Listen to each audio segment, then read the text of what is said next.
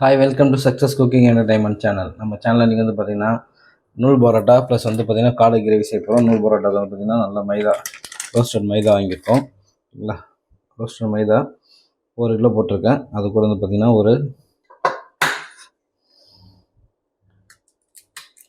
ஒரு முட்டை,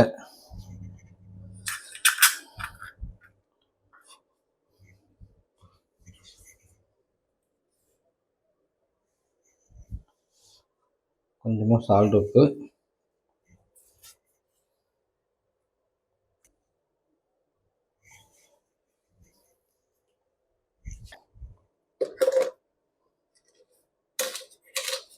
பரோட்டா நல்லா செவந்து வரதுக்கு வந்து பார்த்திங்கனாக்கா கொஞ்சமாக சுகர் போடணும்.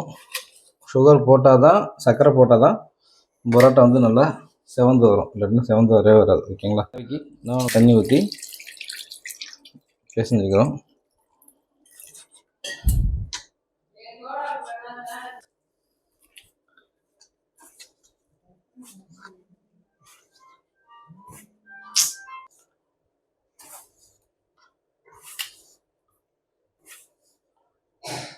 மாவு பிசையும் போதே வந்து பார்த்திங்கன்னா கொஞ்சம் அது கூட சன்ஃப்ளவர் ஆயில் சேர்த்துக்கணும். இப்போ மாவு வந்து சாஃப்டாக இருக்கும். முடிஞ்ச நெய் வேணுனாலும் சேர்த்துக்கலாம். ஓகேங்களா? சன்ஃப்ளவர் ஆயில் சேர்த்துருக்கோம். நெய் சேர்த்துக்கிட்டாலும் நல்லா வாசனையாக இருக்கும் பரோட்டா.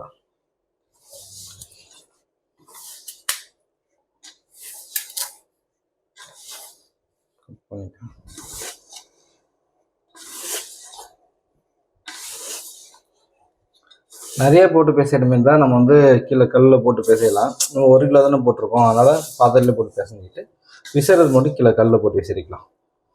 மாவு டைட்டாக இருக்குது. தேவைக்கு கொஞ்சம் கொஞ்சமாக தண்ணி ஊற்றிக்கலாம். ரொம்ப ஊற்றினா லூஸ் ஆகிடும்.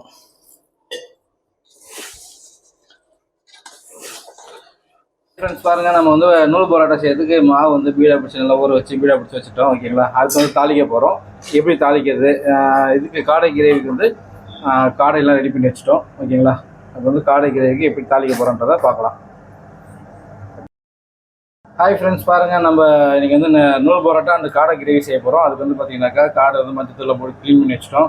அது பரோட்டாக்கு வந்து பீடா பிடிச்சி வச்சுட்டோம். ஓகேங்களா?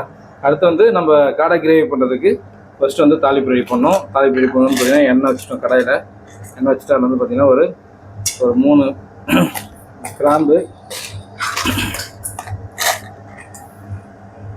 ஒரு 3 ஏலக்காய், 2 பட்டை. ஓகேங்களா? நல்லா அது பொரிஞ்சிச்சு. இப்போ வந்து வெங்காயம் போடுறோம். வெங்காயம், பச்சை மிளகாய்.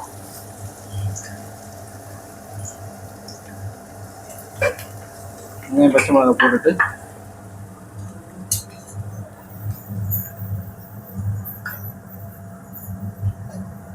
வெங்காயம் வந்து வதங்கணும்னா கொஞ்சம் உப்பு போட்டுக்கணும் ஃபஸ்ட்டு.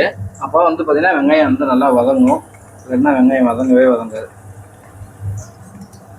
ஒரு கோல்டன் கலரில் வர அளவு வெங்காயத்தை வதக்குவோம். வெங்காயம் பச்சை மிளகா வதங்கணும், அதான் மெயினான விஷயம்.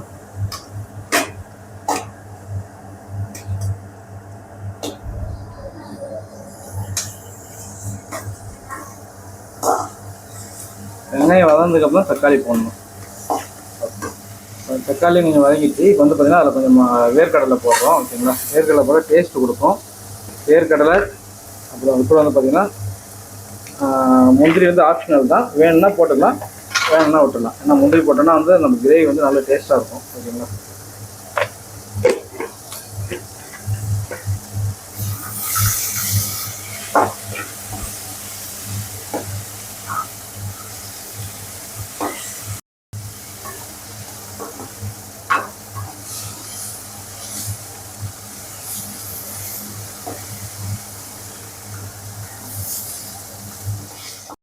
முந்திரி எல்லாமே ஓரளவு வந்துருச்சு. இப்போ வந்து பார்த்தீங்கன்னா இது கூட கொஞ்சம் தேங்காய் போட்டுக்கலாம்.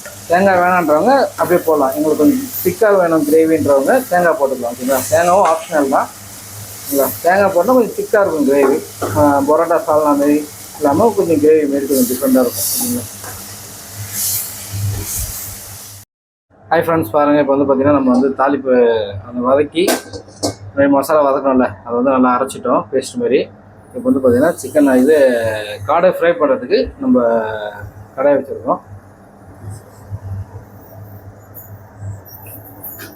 கடாய் காஞ்சிடுச்சு. கடாய் காஞ்சிருந்து பார்த்தீங்கன்னா ஒரு 2-3 ஸ்பூனு எண்ணெய் ஊற்றிக்கிறோம்.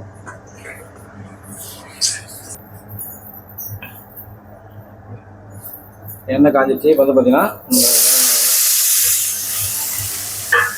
சும்மா வெங்காயம் தக்காளி கொஞ்சம் வந்து போட்டு வதங்கட்டும். கொஞ்சமாக உப்பு போட்டுப்போம்.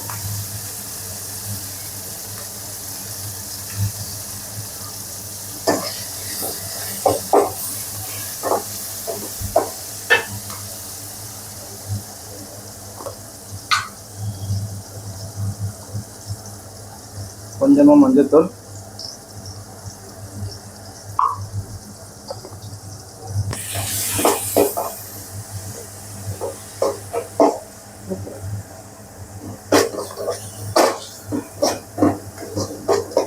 மஞ்சத்தூள் வந்து அந்த கவுச்சி வாசனை எட்டால போக்கும், அதனால் மஞ்சத்தூள் போட்டிருக்கோம். ஓகேங்களா?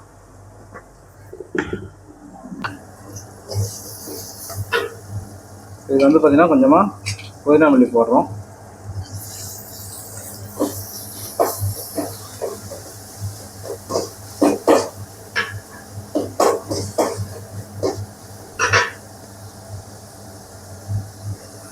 நான் வந்து 2 ஸ்பூன் காரம் தனி மிளகாத்தூள் போட்டிருக்கேன்.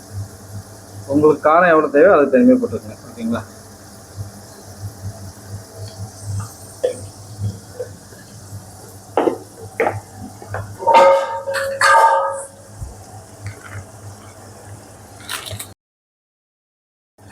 இப்போ வந்து பார்த்திங்கன்னா நம்ம சிக்கன் மசாலா கொஞ்சம் போடுறோம்.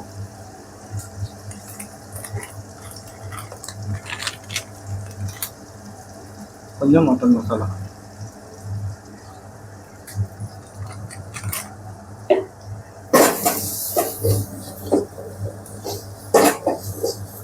லைட்டாக பச்சை வாடை போடுறோம். இந்த எண்ணெய் வந்து பிரியணும். கொஞ்சம் தான் எண்ணெய் ஊற்றுறோம். அந்த எண்ணெயுமே இந்த மசாலாவில் கொஞ்சம் பிரியும். இந்த வெளில வதப்பறோம்.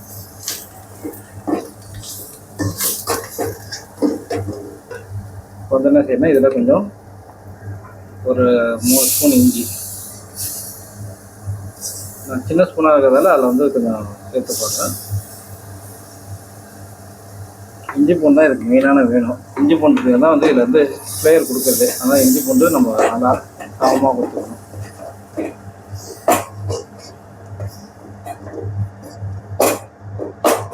மசாலா வதங்கிடுச்சு. இப்போ என்ன செய்யறோன்னா நம்ம வாஷ் பண்ணி க்ளீன் பண்ணி வச்சுருக்கிற அந்த காடையை தூக்கி போடுறோம். ஓகேங்களா?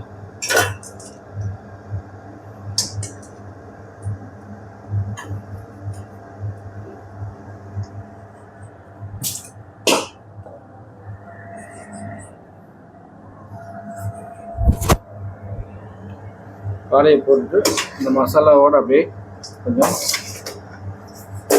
ஃப்ரை பண்ணணும்.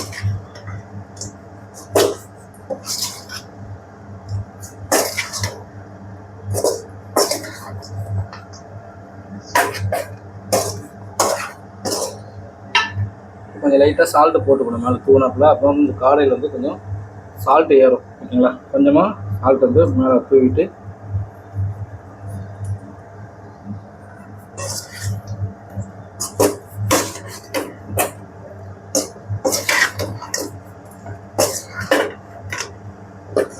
காடை வந்து பார்த்திங்கன்னா மேக்ஸிமம் ஒரு 10 நிமிஷத்தில் குக் ஆகிடும். ரொம்பவும் குக் பண்ண விட்டோனாக்கா ரப்பர் மாரி ஆகிடும். ஓகேங்களா?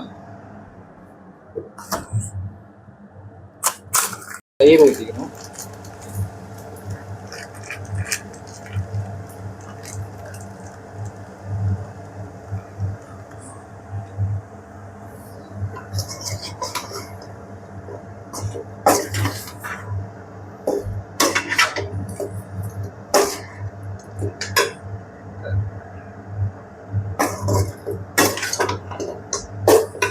வந்து பார்த்தீங்கன்னா இதில் கொஞ்சம் தண்ணி நம்ம ஊற்றிக்கிறோம். தேவைக்கு ஏற்ற மாதிரி தண்ணி கொஞ்சம் ஊற்றிக்கிட்டு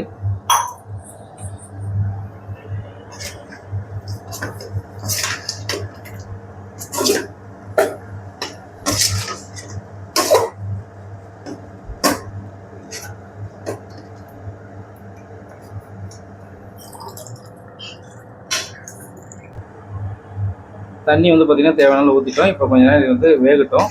வெந்ததுக்கப்புறம் நம்ம அந்த அரைச்சி வச்சிருக்க மசாலாவை போட்டோன்னா நம்மளுக்கு கிரேவி கன்சன்ட்ரேட்டில் வந்து கிடச்சிரும். ஓகேங்களா?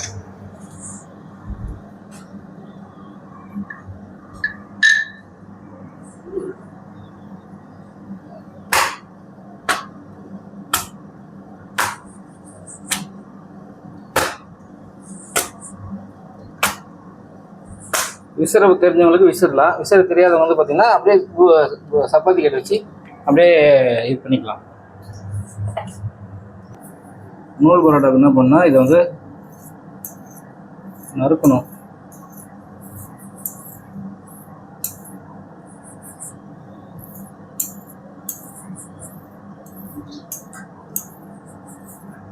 நறுக்கிட்டு என்ன செய்யணும், இது மேலே லைட்டாக எண்ணெய் தடவிட்டு அப்படியே ஒன்றாக்கணும். அப்படியே ஒன்றாக்கிட்டு அப்படியே சுற்றிக்க வேண்டியதுதான்.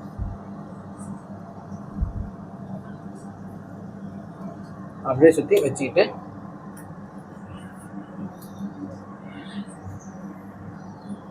அடுத்த பரோட்டாவுக்கு விசிறணும். பரோட்டா விசிறது வந்து கொஞ்சம் கஷ்டம்தான், ஆனால் கற்றுக்கிட்டோம்னா ரொம்ப ஈஸி. ஓகேங்களா? வீட்டில் எப்பயாவது தான் சொல்ல போகிறீங்க, அதனால் வந்து தெரிய போகுது. இது இப்போ பரோட்டா வந்து விசிற தெரியாதவங்க அது பாருங்க நான் செய்கிறேன் பாருங்க. இந்தமாரி சப்பாத்தி கட்டையில்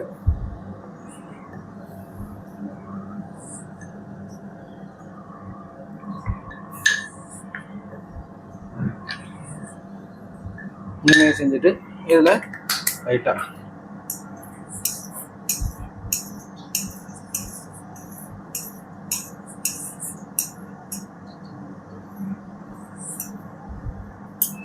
அவ்வளோதான், அப்படியே ஒன்று சேர்த்து வேண்டியதான். நம்ம வந்து மாவு ஊறிட்டதால திரும்ப ஒட்டாது. ஓகேங்களா? செஞ்சுட்டு அப்படியே சுற்றி கட்டிக்கலாம். அப்படியே சுற்றி வச்சுட்டு கொஞ்சம் லைட்டாக எண்ணெய் வச்சிடணும். மேலே எண்ணெய் வச்சுட்டிங்கன்னா அதை அப்படியே பரோட்டா என்ன செய்யணும், மாவு மாரி செஞ்சுக்கிட்டு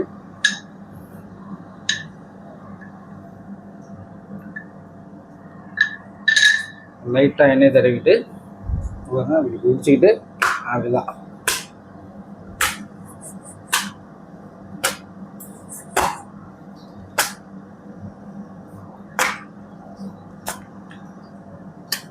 இனிமேல் நல்லா வெயிட் பண்ணதுக்கப்புறம் கத்தி வச்சு அப்படியே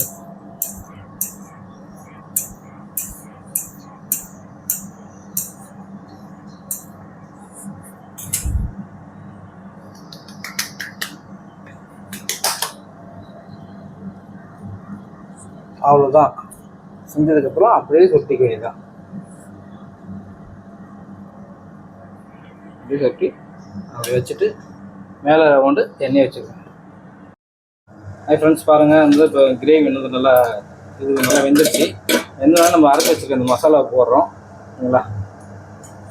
பாருங்கள் கலரே எப்படி வந்துச்சு பாருங்கள், அட்டகாசமாக செம்ம கலரு.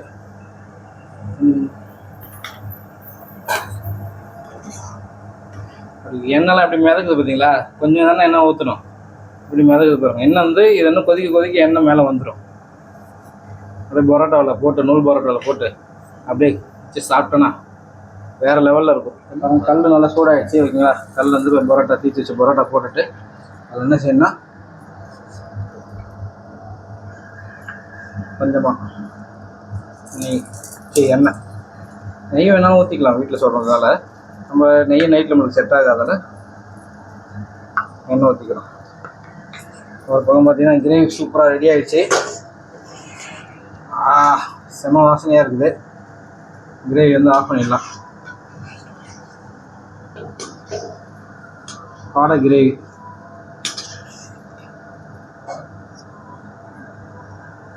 சூப்பராக இருக்குது பாருங்கள். காடை ஃப்ரை பண்ணி தான் சாப்பிட்றீங்க, கிரேவி மாரி செஞ்சு சாப்பிட்டு பாருங்கள், சூப்பராக இருக்கும். அது பரோட்டாவுக்குலாம் சூப்பராக இருக்கும். பரோட்டா தோசைக்கலாம் வந்து ஒரு பக்கம் வந்து பார்த்திங்கன்னா லைட்டாக செவந்த உடனே நம்ம வந்து திருப்பி போட்டுக்கணும். ஓகேங்களா? திருப்பி போட்டோம்னா நம்மளுக்கு அது பஃப் ஆகி வரும், ஓரளவு பஃப் ஆகி வரும். பஃப் ஆகி வந்தால் தான் அதை நம்ம பிரித்து அடிக்கும் போது பிரித்து எடுக்க முடியும் நல்லா சூப்பராக.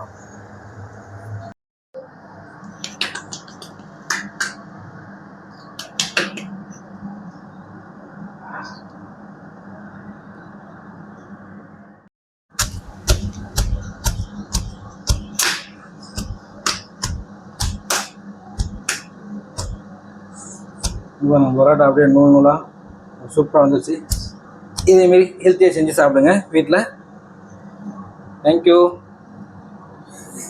Hi friends, success cooking entertainment channel பாருங்கள். நம்ம பரோட்டா நூல் பரோட்டா ரெடி ஆகிடுச்சு. காடை கிரேவி ரெடி ஆகிடுச்சு. ஓகேங்களா? இதேமாரி ஹெல்த்தியான ஃபுட்டாக நல்லா வீட்டில் செஞ்சு சாப்பிடுங்க. நம்ம சக்ஸஸ் குக்கிங் என்டர்டைன்மெண்ட் சேனல் வந்து சப்போர்ட் பண்ணுங்கள், லைக் பண்ணுங்கள், கமெண்ட் பண்ணுங்கள், மறக்காமல் பெல் சிம்பிள் கொடுங்க. Thank you for supporting.